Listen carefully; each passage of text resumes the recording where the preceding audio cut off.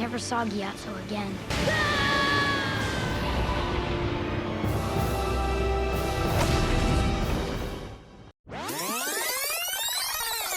The Avatar will be sent away to the Eastern Air Temple. Hey Stuff Furious. I've always been a fan of alternate history, and exploration of fake real history, but let's take it to the next level, an exploration of fake history. What if Aang never ran away? What if Aang was never frozen for those 99 years? How would the 100-Year War have turned out? Let's talk our way through two alternate timelines. In this first alternate timeline, it could have gone badly, but it's important to get some context first. It was the year 0 AG, just months before the Air Nomad genocide. If Aang remained in one of the 4 air temples as The Avatar will be sent away to the Eastern Air Temple to complete his training. Then come that fateful night, there's a high chance that Aang would have been captured or killed during the assault being the Fire Nation equivalent of Blitzkrieg! Interestingly, it may have been the case that the Fire Nation knew where the Avatar was meant to be during Sozin's Comet, or as it was known then, the Great Comet. After all, taking down the Avatar was Sozin's primary objective with the attack, as he viewed it as the Fire Nation's greatest threat. After his experiences with Roku. In this alternate timeline, Aang is sent away to train at The Eastern Air Temple. And during the series, Aang actually spent some time there with Guru Patik, and there's something interesting to note about what happened to it during the genocide. It's the only temple with a lot of structural damage done to it, signs of artillery fire and heavy assault. While the other 8 temples are damaged and aged, they're still largely intact, whereas the Eastern Air Temple has roofs that have collapsed, the walls have crumbled, and the towers of the temple themselves have been entirely destroyed, which is not the case for any of the other air temples. And the fact that the Fire Nation focused so much of their firepower on the Eastern Air Temple alone may have been because they had some foreknowledge that the Avatar was meant to be there. Now, I've read that some people think this is the case because in the Avatar card game, there's a character called Afiko the Betrayer, a Southern Air Temple air nomad who helped the Fire Nation plan their attacks on the temples. Being from the Southern Air Temple, there's a good chance that Afiko would have known where Aang was sent at the time. But to be clear, this card game is not canon. If there was someone who helped the Fire Nation coordinate and plan their attack, we don't know who they are. In this alternate timeline, Aang is sent away to train there, and it remains true that the heaviest assault by the Fire Nation is on the Eastern Air Temple. It's here, during the assault, that the Avatar state would come into play. But it's important to remember that this is only a few months after Aang was told that he was the Avatar, meaning it's likely that Aang would have around the same level of control of it as we saw he had in the first episode. It's more instinctual than anything else. There we saw that if forced into the Avatar state, it made Aang aggressive. If he uses it during the assault, it will not be to flee to safety, but to stand his ground and fight. But it wouldn't last for long and would leave him weak and nearly unconscious. Left vulnerable in this alternate world, even with the Avatar state protecting him, it's likely that Aang would have been captured because See, if you die, you'll just be reborn, and the Fire Nation will have to begin its search for the Avatar all over again. or even worse, killed in the Avatar state, permanently ending the cycle. Oh no, what man can stop the Fire Lord now? Not a man, my dear botanical nuisance, but a cat, and the best damn cat you've ever seen.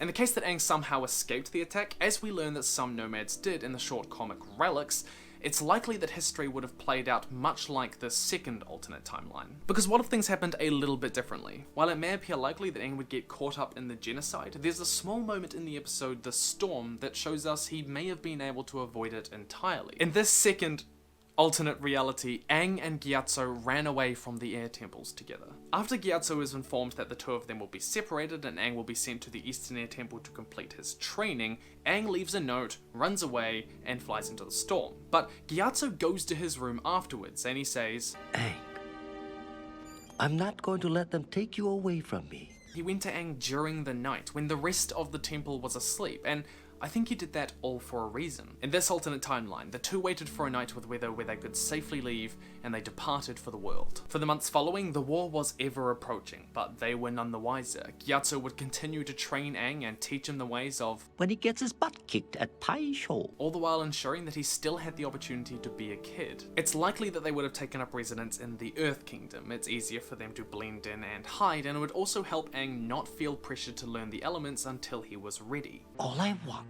is what is best for him. Sozin's hunt for the Avatar begins. In this timeline, it's a darker story of survival, escape, and secrecy. When the 100-Year War begins with the Air Nomad genocide, the two are left broken, devastated, and alone in the world. But Aang is not the last airbender. Then in the summer of that year, when the Fire Nation is at its most powerful, it begins its coordinated expansion into the Western Earth Kingdom. Yet while in our fake real timeline, I wasted the remainder of my life searching in vain.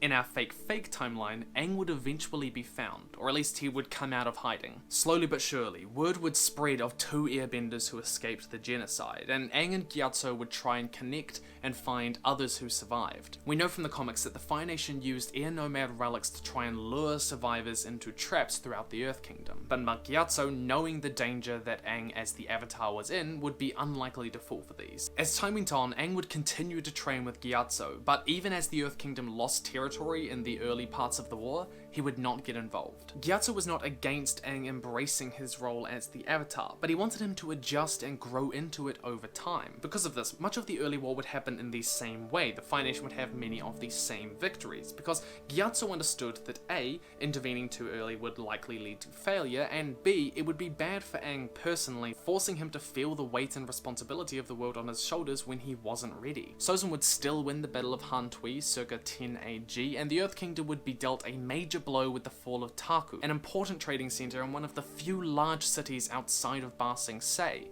It would still fall in much the same way. Now in the finale of the show, Team Avatar, album out 2019 for just $69.99 with such classic hits as Leaves from the vine, falling so slow.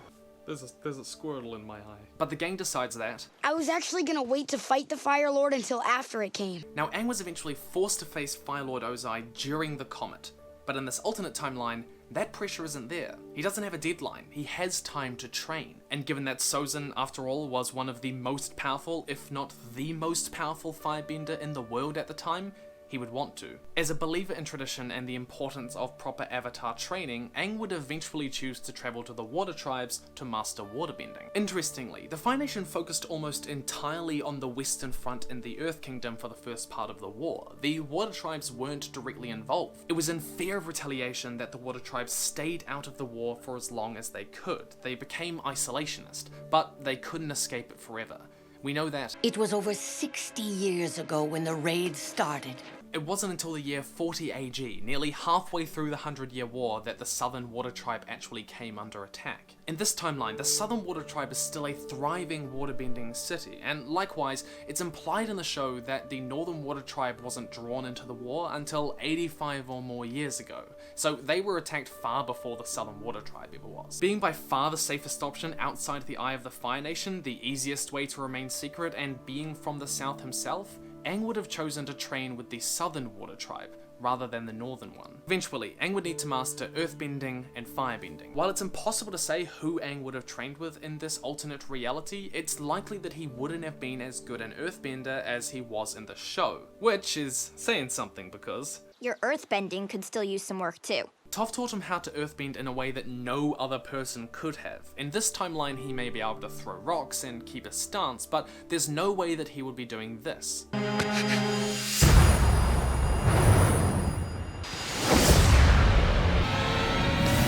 Likewise, without Zuko, there's no way that he could have learned lightning redirection, and these two abilities turned out to be crucial during his fight with Ozai, and would likely also be crucial during a fight with, say, Sozin or Zulon. Lightning is essentially a one-hit kill that Sozin probably would have been able to use as well. That said, having years rather than months to master airbending, waterbending, firebending, and earthbending would overall make him more proficient with the elements in this timeline. It would no longer be true that If Aang tries to fight the Fire Lord right now, he's gonna lose. Instead, he would stand a chance, and depending on how long mastering the elements took Aang, the political state of the Fire Nation may be important to deciding when he took down the Fire Lord. Zulon was born in the year 0 AG, making him ripe for the position of Fire Lord when Sozin died in the year 20 AG. It's at this point, with the change in leadership, that military advisors may urge Aang to attack, that his moment may have come. If Aang mastered the elements and killed Fire Lord Sozin before the year 20 AG, then Zulon would have easily ascended to the throne and the war would have likely continued. But if he kills Zulon after he ascends to the throne, then there would be no royal heirs to take his place, and the Fire Nation may fall apart. But how would this this battle go down. An all-out assault like originally planned in the Day of Black Sun would likely be impossible without the eclipse and the fact that the Fire Nation at this point is at arguably its most powerful. Yet with full command of the Avatar state, the Fire Lord would wisely try to avoid a direct confrontation, but it would eventually come, and Aang would face him. Interestingly, Aang faced a lot of internal strife nearing the end of the series around whether or not he should kill the Fire Lord. Aang was alone in his beliefs and being pressured on all sides to kill. Nobody around him understood his air nomad values, and even the previous air nomad avatar, Yang Chen, told him, Selfless duty calls you to sacrifice your own spiritual needs. But in this timeline, Aang escaped with Gyatso. He would have Gyatso there as a constant reminder and teacher of air nomad values. With Gyatso to guide him, it's likely that Aang would have staunchly stuck by his nomad values in his fight with either Azulon or Sozin. Though whether or not Gyatso was truly about the whole non-violence and non-killing thing is kind of up for debate given how many dead bodies we find around him in the Southern Air Temple. I mean, these guys were all comet-powered firebenders. It is possible that he may have told Aang to kill the Fire Lord. Though, like with all ideological convictions, it's one thing to preach them when you're safe, and another thing to preach them when you're being attacked with 100 comet-powered firebenders. In the former scenario, being a fully realized avatar of age, Aang would likely kill the Fire Lord within the first 2 decades of the 100-Year War, ending it and forcing their capitulation. But in this scenario, there's no individual like Zuko to ascend to the throne, leaving the Fire Nation in a precarious political position. It's likely that, like in many post-war scenarios like this, a puppet government would be set up and they would be forced to sign the Treaty of Versailles. I mean, the peace treaty. But enforcing this kind of treaty often proves to be difficult, let alone keeping a stable government in place. In the latter scenario, it's likely that Fire Lord Azulon would be subdued and imprisoned, but alive, and remain a threat personally. In the comics, we learn that insurgent groups like the New Ozai Society persisted and rebelled, attempting to restore their imprisoned monarch to the throne. The Fire Nation was always fiercely patriotic, at no point more than at the beginning of the war. And it's likely that a similar situation would arise with a new Azulon or a new Sozin Society per se, making the Fire Nation even more difficult to subdue and control. But there are 2 other incredibly important consequences to this timeline. Firstly, with the war ending far earlier in this timeline, the world begins to advance at a far slower rate, both technologically and culturally. See, war drives innovation as the opposing sides try to outdo one another, and the 100-Year War is no different. It was only the pressures of the 100-Year War that led to the development of mobile steam engines, which are incredibly important industry-wise, as well as things like submarines or hot air balloons, which would eventually lead to flight. On a different level though, it was only the long-term mixing of both Fire Nation and Earth Kingdom peoples over the 100-year period that led to a distinct, separate, multicultural society that we see in Republic City and the other colonies. Now, while there are colonies in this timeline, their longevity isn't guaranteed, and they haven't been around for quite as long, meaning that it's less likely that they would have developed that feeling of a separate, distinct cultural identity. It was this cultural integration that we see led to revolutionary techniques in industry and in manufacturing as they combined the bending abilities from multiple nations. It made it more efficient and assisted in mass production. But in this timeline, the opportunities for that would be very limited. There would still be this distinct feeling of them being 4 nations with a low degree of cultural integration. With manufacturing being slower, industry would take a back seat and society would slow down as a whole. The Earth Kingdom would likely still be stuck in that kind of feudal age for a lot longer. And this leads on to my second point: further war. The 100-Year War was so devastating that the nations put in place measures to make sure that a war like that could never happen again. This is similar to what happened in Europe after World War II, and it's true that European countries tend to have a general aversion to involvement in war, at least directly, and certainly not against one another. If the war doesn't last as long, then this sort of sentiment is far less likely to develop. It would just be looked back on in history as another failed war, not the war that defined their era. In this timeline, the world isn't as shaken, meaning the socio-political powers that be at the time wouldn't see any need for any real examination of the issue. And because of this, the 4 nations, including the Fire Nation, would be far less likely to develop any sort of reluctance to go to war with one another in the future. There's no guarantee the Fire Nation would be saying, "The Fire Nation has spent too much of its history fighting nonsense wars." Coupled with the lack of cultural integration in this timeline, there would still be strong divisions along the lines of national identity, which inevitably leads to further tensions, and where these tensions go, we can't say,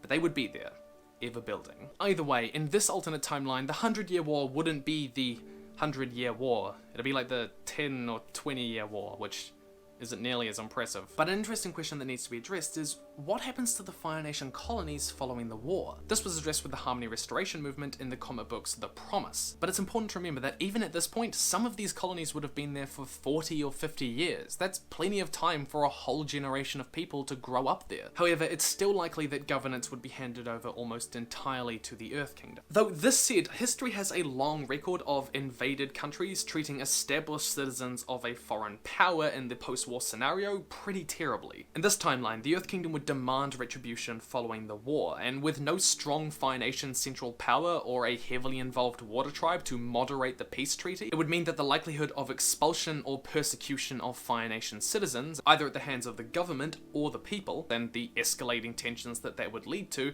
only heightens. In this timeline, the Southern Water Tribe is likely never assaulted, and its waterbenders are likely never taken. Because of this, Hama is unlikely to have discovered bloodbending. But another point is about the Dai Li. The Dai Li grew largely in power during the 100-Year War. They were powerful beforehand, but they really thrived on the paranoia that the war created. Without it going on for so long, it's likely that they wouldn't have gotten as far. Beyond this, it's difficult to say, but let me know what you think would have happened in this war down in the comments below. It's a question that the community has long pondered, and these are just my thoughts on some fake history. That's all from me, and if you like what I do and would like to support me and our supreme leader Mishka, then Patreon is definitely the way to do that. Thank you so much to those of you who already support me on Patreon. Your support means the absolute world. My question for you today is, what is your favorite ancient civilization? Let me know down in the comments below. In the meantime, I'd love for you to come follow me on Twitter or Facebook, or email me stuff that you may address and links in the description below. Stay nerdy, TwotheFuries, and I will see you in the future.